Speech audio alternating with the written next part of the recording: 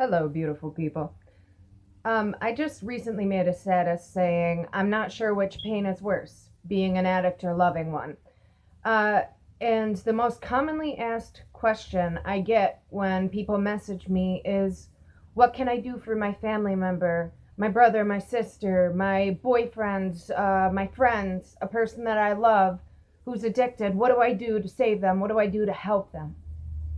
I know you've heard this 1,000 times before. I know you have. But you cannot help someone who does not want help. And I'm going to explain this to you through my own experience. I have someone I love that's an addict, and I did an intervention on him, surprise intervention, and they agreed very, very reluctantly to go to rehab. And I think it was only because we put them on the spot. So I drove all the way out to Illinois, 12 hours, dropped them off at rehab, spent thousands of dollars to get them into rehab, and then after a week they left. And then I sent them to another rehab 2 weeks after that, and after 4 days they left. And you want to know why? Because they weren't ready to get help. And I learned the hard way, the way that I don't want you to learn, that if someone's not ready for help, they're not going to get helped. And before you think that you're hopeless and you're helpless in this situation, so Shanda, what? I can't do anything? I can't help them in any way? Listen to me. There are a couple things you can do. The first thing you can do is offer them rehab, detox, or counseling.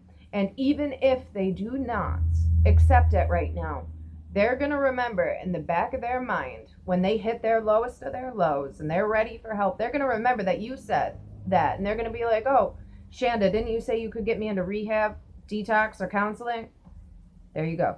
First thing. All right. Second thing, stop enabling them in any way. Do not give them money. Do not give them resources where they could pawn them in order to get money to get drugs.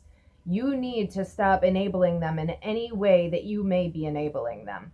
Because if you don't want them to die, don't give them money. Don't, no matter how much they beg and they plead with you, my water shut off, my electricity shut off. I've heard that a million times. Oh, I've had no food the past few days. Don't. If you continue to enable them, they're never going to hit their own rock bottom because you're just going to keep giving them everything they need to feed their habit. Now, third thing, you need to separate yourself.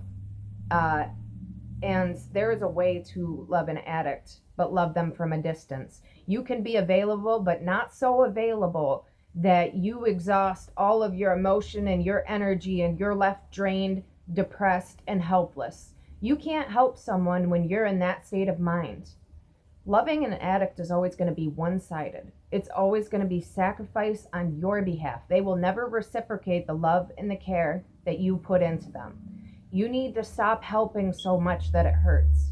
You, no matter what you do, you cannot save their life. You personally cannot save their life. You cannot save their life. I wanted to say that 3 times so you get it. You cannot. You need to step back and stop hurting yourself. You need to step back and stop giving so much to where your hair is falling out like mine was from all the stress. I was called at 3 in the morning. I went to their house almost every day to check and make sure that they were still alive. You can be available, but not that available. You need to take care of you first. Loving an addict is painful. It's the most painful thing that I have ever been through, by far. But you have to remember, you cannot save their life. They have to make that choice. You're not helpless. You're not defenseless. You can be there and offer love and support. But at the end of the day, until their face is on the floor and they reach out for help, you can't push them into it.